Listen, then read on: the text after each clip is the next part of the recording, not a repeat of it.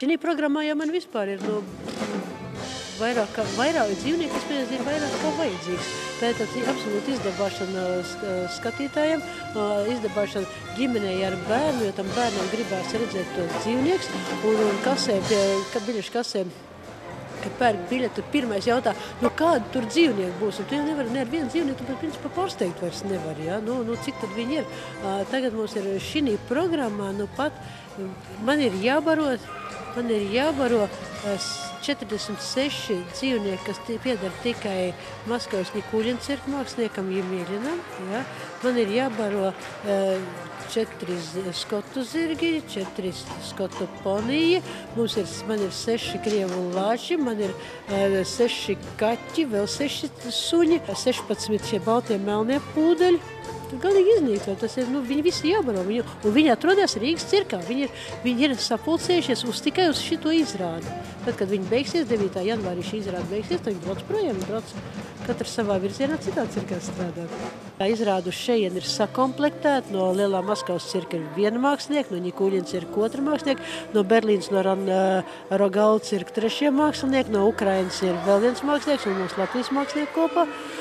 Un tad no viņiem mēs veidojam izrādi bērniem, ģimenei, Ziemassvētkiem, jaunam gadam, vēl vieniem Ziemassvētkiem, vēl nākamajam jau vecam jaunam gadam, visam kopā, lai viņi skanētu. Lai viņi skanētu latvietim, lai krievam, lai viņi skanētu ārzemniekam, kas pērk biļetes uz Rīgas cirku, lai viņi ir tāda, visiem reizēju mākslinieku tūkstoši, ka vismaz šitajos 122 gados, kas ir Rīgas cirka manēžā, šī manēžā, tepatās izgājuši cauri, ja, viņi visi ir atstājuši, viņi visu laiku dzīvo, viņi ir iekšā, tāpēc, ka tas cirks viņš nav iztīrīts, viņš nav nojaukts, viņš nav pa jaunu uzbūvēts, viņš vienkārši visu laiku sevi tur iekšā, visas tās sviedras, asaras, smaidas, smieklus, visi skatītāji, tos smieklus, jo būtībā tā aura jau viņi baigi labā. Te ir tas mākslas īstums. Vai tu vari savos zobos paņemt savu svaru un otru cilvēku svaru, un tev tā teikt aiz zobiem pacelt augšā, vai tu to nevari, tu nevari pietēlot, ka tu to vari, vai ne? Vai tu vari, vai tu nevari, jo viņš to svara bumbu, ja viņai ir 60 kg, viņš viņu paceļ, un viņš noliek un ļauj tam skatītājām viņu cilā.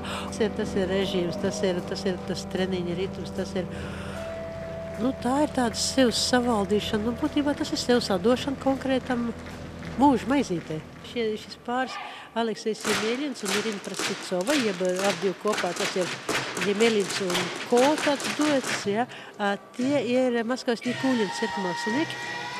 Viņi, Aleksejs ir kā klauns, ir Monte Carlo cirka festivāla laureāts, abi kopā viņi ir, patās viena no Maskavas cirka festivāla laureātiem. Viņi ir tādi cirka mākslinieki, viņi Nikuļina cirka varētu teikt tādam PR seja. Viņi ir viena no populārākiem Nikuļina cirka māksliniekiem tieši ar to savu milzīgo to atdevi cirkam un ar absolūti unikālu, oriģinālu attieksmi pret darbu. Jo viņi var visu kaut ko. Viņi ir dresētāji, viņi ir ekvilibristi, viņi ir iluzionisti, viņi ir žonglieri, viņi ir akrobāti. Šīs eglītes izrādēs mēs viņus neizmantojam par 30% no tā, ko viņi prot. Viņi bija mēnesi Francijā, Parīzē, Lillē, viņi bija Ziemassvētku izrādēs. Viņi no turienes ir atbraukuši, jā, un teica, tagad par laiku būs pie mums. Nikuļina cirks ir vecākais ar savu to smalko auru, to Nikuļina vārdu, jā, konkurējuši ar to, ka viņš ir, būtībā mūsu brālis, jo Rīgas cirks un Nikuļina cirks ir viena Alberta Salamons būvēta. Mēs esam tieši radinieki, vai ne? Tā teikt, 2 cirku brāļi. Mēs esam tendēti uz jaunu ģimeni, mēs tendēti uz jebkuru sabiedrību. Un man liekas, ka mēs šobrīd esam sasnieguši to, ka mums ir jauni cilvēki manēžā, jauni vietējie skaisti cilvēki manēžā, ja? Profesionāļi, ar spējīgi rādīt ļoti labu cirku. Un es gribu, lai mūsu skatītājiem viņam ir, tad, kad viņš skatās, viņam ir jābūt lepnam, mums ir, ne?